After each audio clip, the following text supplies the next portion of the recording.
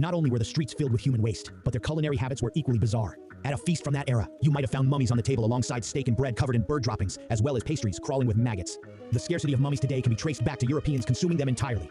Medieval medical texts claimed mummies could cure a range of ailments from tumors and gout to the plague and even syphilis.